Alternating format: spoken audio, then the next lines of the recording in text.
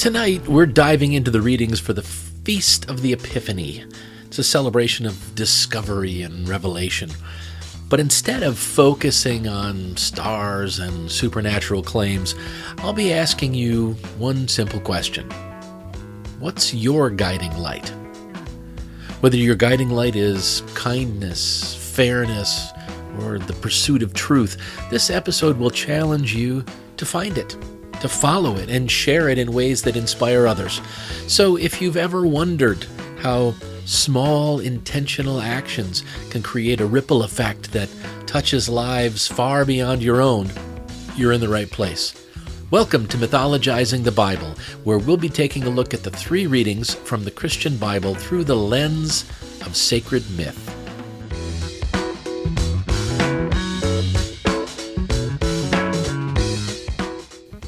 As we reflect on the readings for the Feast of the Epiphany, we're going to look beyond the traditional Christian narrative to uncover a few lessons that should resonate with all of us, regardless of our religious background or lack thereof. In this episode, we'll explore how the light in Isaiah represents the power of justice and hope, how Paul's message in Ephesians challenges us to embrace inclusivity, and how the story of the Magi invites us to reflect on the values and goals that lead us through life. These readings aren't just ancient stories. They're invitations to think deeply about how we can live with authenticity, purpose, and courage. So grab a comfy seat, a glass of your favorite beverage, and let's look at some ancient stories together in this edition of Mythologizing the Bible, where we'll be exploring the readings for the Feast of the Epiphany, Cycle C of the Roman Catholic Lectionary. In this series, we're exploring readings from the Bible through the lens of sacred myth, looking for interpretations and lessons that don't demand a belief in the supernatural. What that means, from a practical standpoint, is that we will assume that these stories and writings are fiction, written by pre-scientific people who were trying to make sense of the universe. Now, you might agree with the lessons I find, but I encourage you to look for something that rings true to you. Part of the beauty of understanding these writings as sacred myths is that we're free to interpret them for ourselves. We're free to learn the lessons that we need right now. So with that, let's dive in. As I said, tonight we'll be looking at the readings for the Feast of the Epiphany, Cycle C. Our first reading is from Isaiah. It's chapter 60, verses 1 through 6. Our second reading is from Ephesians. It's chapter 3, verses 2 through 3a, and verses 5 and 6. And our gospel reading is from Matthew. It's chapter 2, verses 1 through 12. Now, we'll start by going through all three of the readings. Then we'll look for the messages and main lessons in each one. And finally, we'll bring everything together, look at what it means for us today, and talk about where we go from here. And with that, let's begin. Our first reading is from Isaiah. Arise, shine, for your light has come, and the glory of the Lord rises upon you. See, darkness covers the earth, and thick darkness is over the peoples. But the Lord rises upon you, and his glory appears over you. Nations will come to your light, and kings to the brightness of your dawn. Lift up your eyes and look about you. All assemble and come to you. Your sons come from afar, and your daughters are carried on the hip. Then you will look and be radiant. Your heart will throb and swell with joy. The wealth on the seas will be brought to you. To you the riches of the nations will come. Herds of camels will cover your land, young camels of Midian and Ephah. And all from Sheba will come, bearing gold and incense, and proclaiming the praise of the Lord. Our second reading is from Paul's letter to the Ephesians. Brothers and sisters, surely you have heard about the administration of God's grace that was given to me for you, that is, the mystery made known to me by revelation. It was not made known to people in other generations, as it has now been revealed by the Spirit to God's holy apostles and prophets. This mystery is that through the gospel, the Gentiles are heirs together with Israel, members together of one body, and sharers together in the promise in Jesus Christ. And our gospel reading is from Matthew. After Jesus was born in Bethlehem in Judea, during the time of King Herod, Magi from the east came to Jerusalem and asked, "Where is the one who has been born King of the Jews? We saw his star when it rose, and have come to worship him." When King Herod heard this, he was disturbed, and all of Jerusalem with him. When he called together all the people's chief priests and teachers of the law, he asked them where the Messiah was to be born. "In Bethlehem in Judea," they replied, "for this is what the prophet has written. But you, Bethlehem, in the land of Judah, are by no means least among the rulers of Judah, for out of you will come a ruler who will shepherd my people Israel." Then Herod called the Magi secretly and found out from them the exact time the star had appeared. He sent them to Bethlehem and said, "Go and search carefully for the child. As soon as you find him, report to me so that I too may go and worship him." After they had heard the king, they went on their way, and the star they had seen when it rose went ahead of them until it stopped over the place where the child was. When they saw the star, they were overjoyed. On coming to the house, they saw the child with his mother Mary, and they bowed down and worshipped him. Then they opened their treasures and presented him with gifts of gold, frankincense, and myrrh. And having been warned in a dream not to go back to Herod, they returned to their country by another route. All right, so let's go back and take a bit of a critical look at these readings and see what learnings and lessons we can find if we dig around just a little bit. So our first reading was from Isaiah. And in this reading, the prophet's vision it's a powerful metaphor. It paints a picture of light breaking through darkness and drawing people together. Now, traditionally, this has been interpreted as foreshadowing, the foreshadowing of Jesus as the light of the world, with Jerusalem, or later the Catholic Church, and I guess most other Christian denominations make the claim, but really with Jerusalem believing that it is now the beacon for humanity.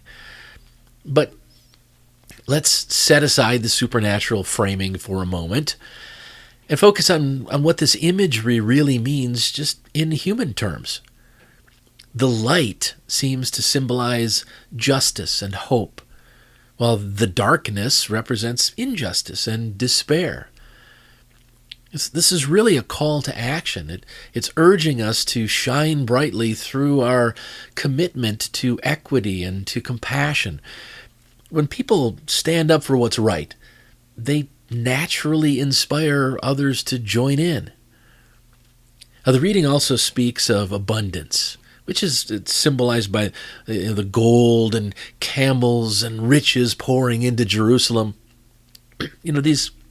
These images might feel distant or even a bit extravagant, but they serve as a reminder of the prosperity that can come when communities unite around the shared values of justice and fairness.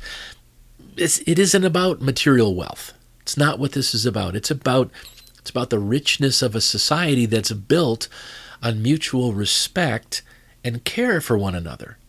That's what Isaiah was getting at. When we choose hope over despair, when we choose justice over apathy, we create an environment where everyone thrives. That's the kind of light people are drawn to, not one rooted in arrogance or condemnation, but in genuine care for all. Of course, it's worth noting that many institutions, including churches, have claimed to be the shining light while failing miserably when it comes to living up to the ideals they preach. Condemnation and arrogance drive people away rather than drawing them in. The real challenge is for individuals and communities to embody the kind of justice and hope that others find inspiring. This isn't about claiming to be a beacon. It's about being one through actions that uplift and empower. By standing courageously for equity and justice, we create a light that cuts through the darkness, offering hope and drawing others toward positive change. So the main lesson I got from our first reading is that the light of justice and hope will ultimately attract everyone. Isaiah's vision reminds us of the transformative power of justice and hope. The light we shine in our lives isn't about claiming superiority or forcing others to follow. It's about embodying values that inspire unity and abundance. When we choose justice, fairness, and hope, we create a better world, one that naturally draws others towards its glow. The light of justice and hope will ultimately attract everyone. Our second reading was from the letter to the Ephesians, and in this reading, St. Paul shares his belief that the gospel message is meant for everyone, not just a select group of people. At its core, the idea of sharing good news with everyone is a universal and admirable principle. But this text also introduces some challenges for those of us who don't hold supernatural beliefs.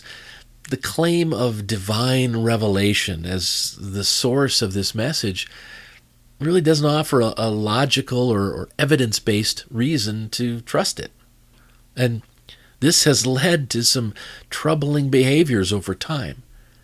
Instead of inviting others into something good, many people have used similar claims to justify forcing their beliefs onto others. When we strip away the supernatural framing, we uncover a valuable truth. Any message that genuinely inspires hope, builds connection, or improves lives should be freely shared with others. The emphasis on sharing a universal message, it was revolutionary in St. Paul's time, when many believed religious teachings were exclusive to specific groups. Today, the lesson we can draw is that goodness, wisdom, and inspiration belong to everyone, not just to those in one culture or one religion or a specific community. Imagine how much stronger our connections would be if we openly shared those things that uplift and inspire us, without expecting others to agree with every aspect of our worldview or our personal beliefs.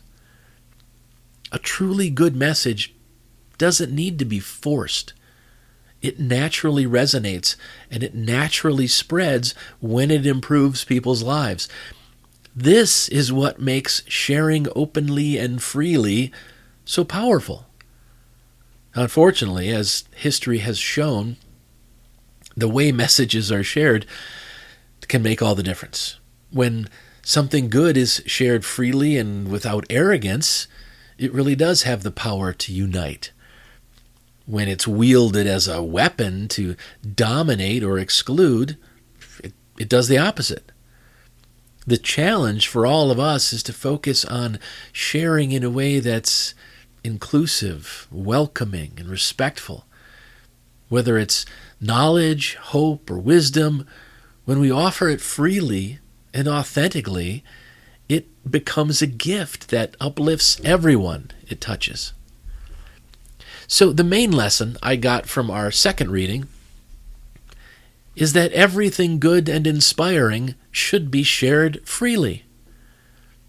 The passage from Ephesians offers a powerful reminder of the importance of sharing what is good and inspiring with everyone. But the key isn't just in the sharing, it's in how we share. When we approach others with humility, generosity, and respect, our words and actions have the power to transform. By freely sharing what is good, we create stronger connections. We create a more inclusive world. Everything good and inspiring should be shared freely. Okay, our final reading was from the Gospel of Matthew, and this is a story that is likely familiar to most of us. The story of the Magi following a star to find the baby Jesus is a fascinating tale, but it's important to recognize its mythical nature. Scholars agree that this narrative is not historical, and even the science behind a star leading to a specific location is implausible at best. Yet, like many myths, it holds symbolic meaning that's worth exploring. The Magi's journey represents more than a physical quest. It's a spiritual one. They don't know exactly where they're going, but they trust in their guiding light, and they take bold steps forward. For us, this raises a question. What guides our journey? What lights our path when we're uncertain of the destination? One of the dangers in stories like this is the temptation to let others define our guiding light. Now, throughout history, supernatural claims have often been manipulated for power or control. The Magi's star might symbolize faith in something larger than ourselves, but too often, faith becomes blind allegiance to ideas or institutions that really don't serve our best interests. Instead of putting faith in external interpretations of what we should follow, we should define our own guiding lights and then put our trust in those. What are the values, the goals, or the dreams that motivate us? When we identify these for ourselves, we take control of our journey, and then we can move ahead with intention and with purpose. The story also introduces the challenge of navigating obstacles, like King Herod, who sought to exploit the Magi's journey for his own gain.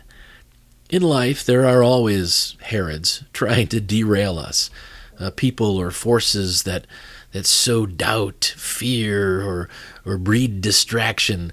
The lesson here is to stay true to the light we've chosen to follow, even in the face of adversity, even when we face our own King Herods. Whether it's justice, compassion, personal growth, or something else, stay committed to our guiding light, and it'll help us overcome challenges. If we stay focused on what truly matters, that's when we'll be able to make more strides in our journey, following our light. The Magi's journey, fictional as it is, reminds us that perseverance and clarity of purpose, those are essential for finding what we seek. So the main lesson I got from our gospel reading is that we need to find our own guiding light. The story of the Magi invites us to reflect on the journeys we're on and what guides us along the way.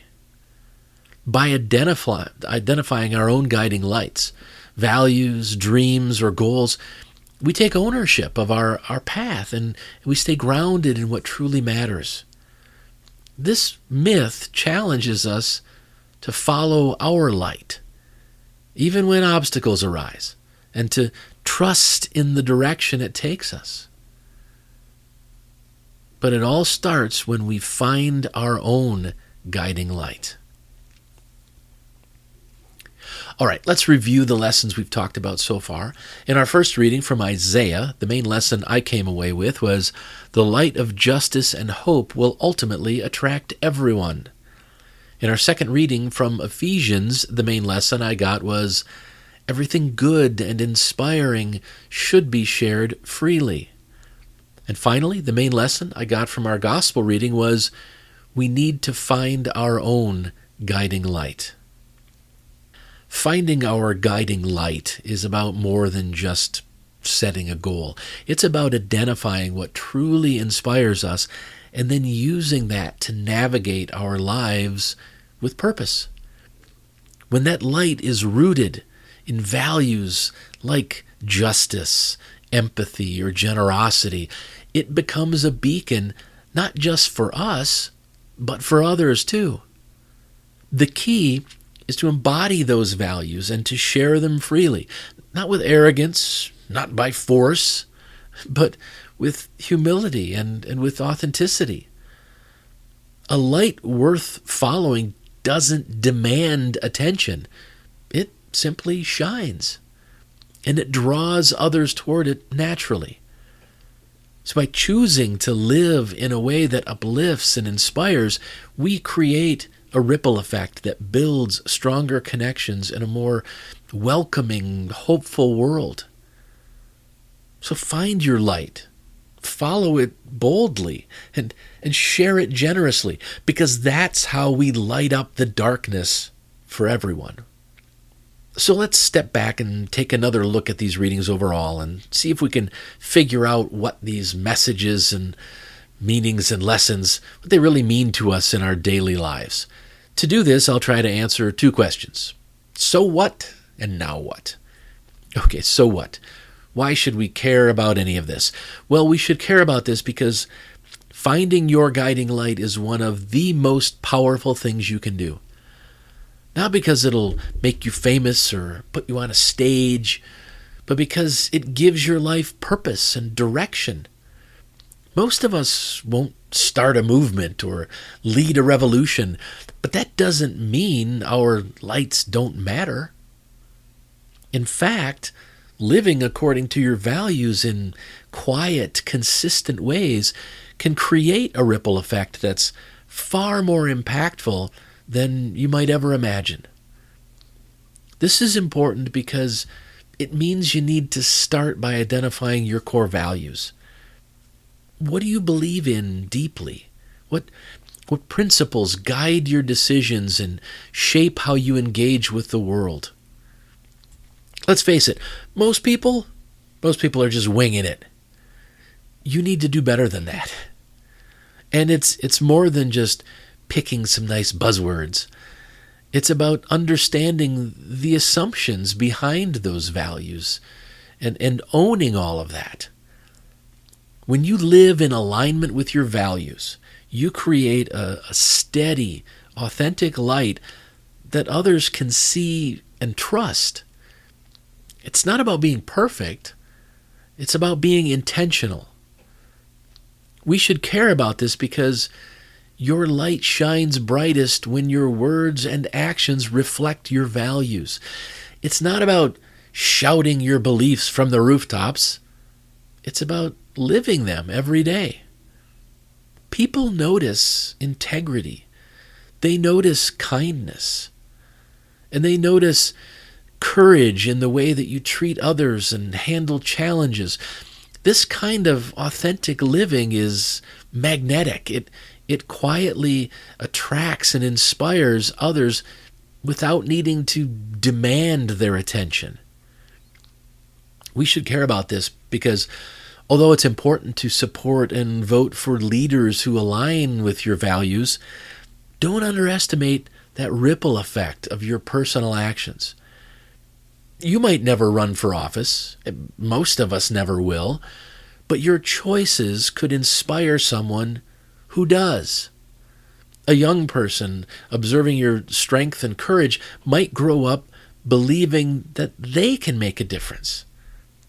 The ripple effect is real, and it starts with small, intentional actions.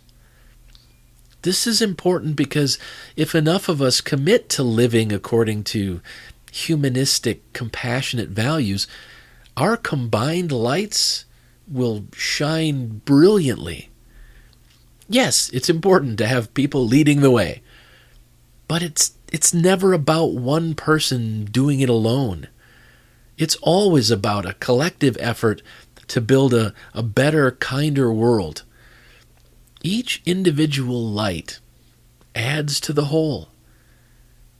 It creates a beacon that can guide others through the darkness. We should care about this because ultimately the question isn't whether your proverbial light is big or small, it's whether you're letting it shine at all. When you find your guiding light and live it authentically, you contribute to something that's a whole lot bigger than yourself. That's how change begins. That's how hope spreads, and that's why we should care. And the last question I try to answer is, now what?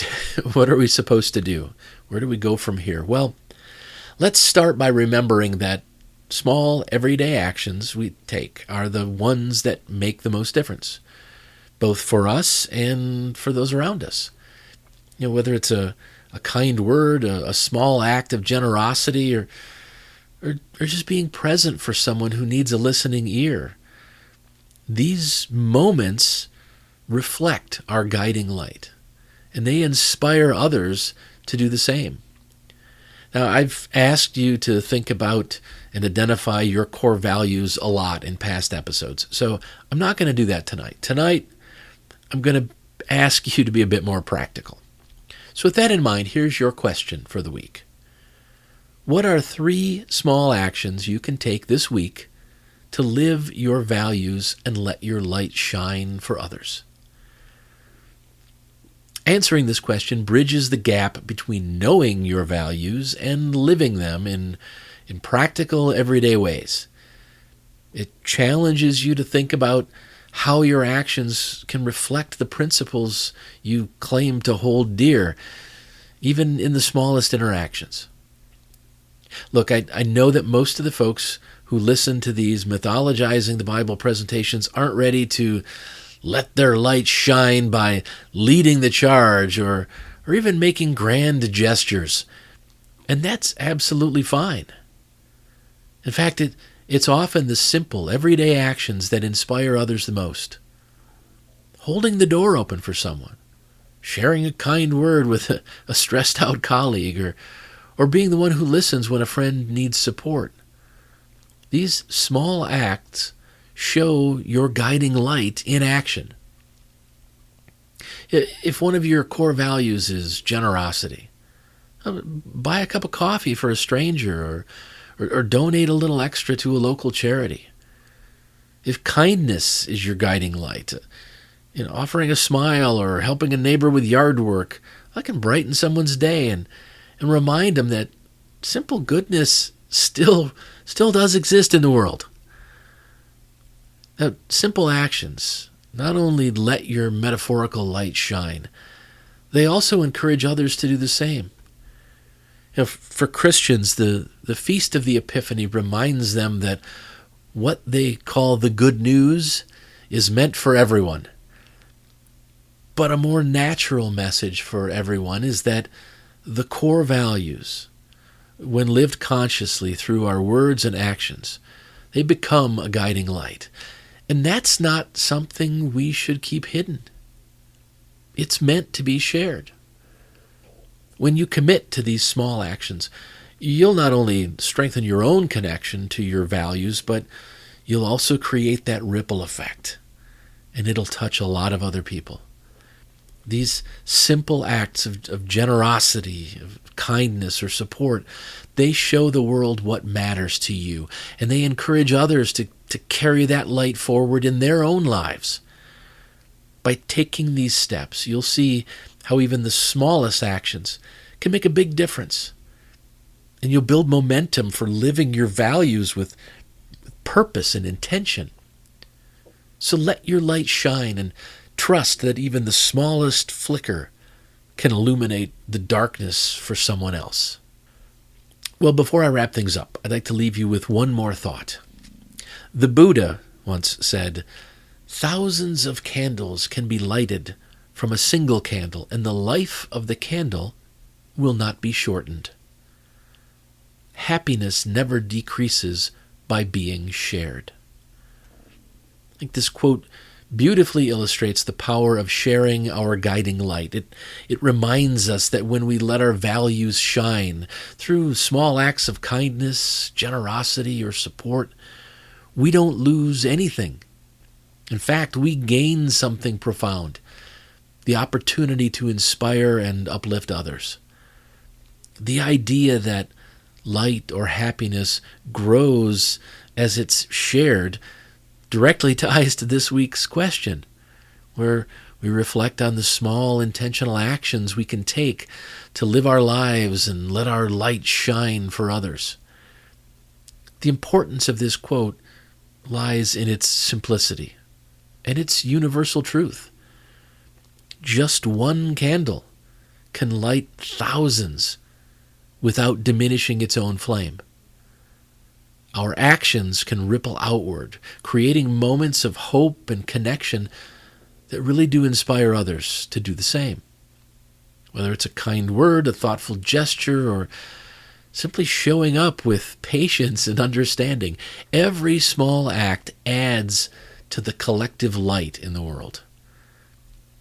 Answering this week's question is about finding ways to be that candle, intentionally and purposefully.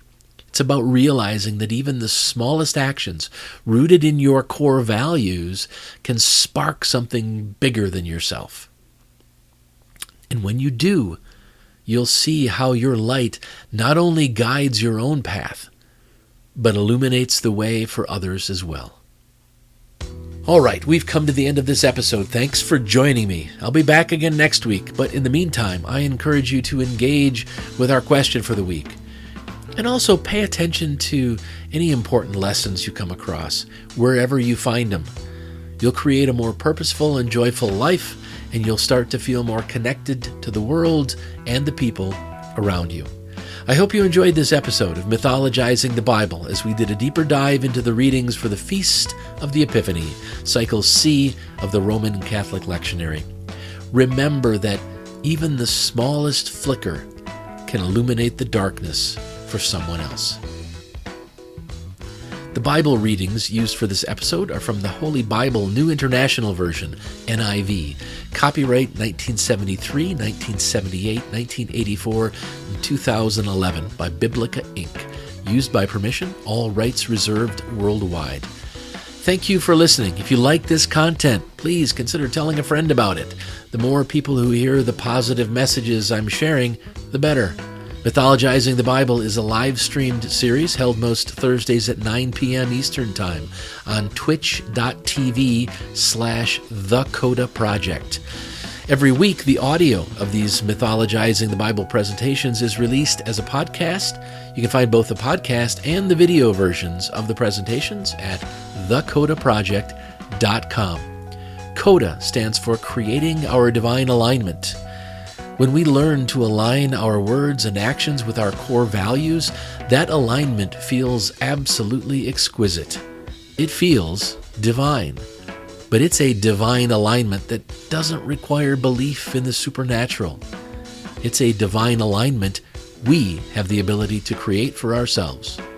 To learn more, to subscribe to my mailing list, and to keep up on anything I'm doing with the Coda Project, please visit thecodaproject.com.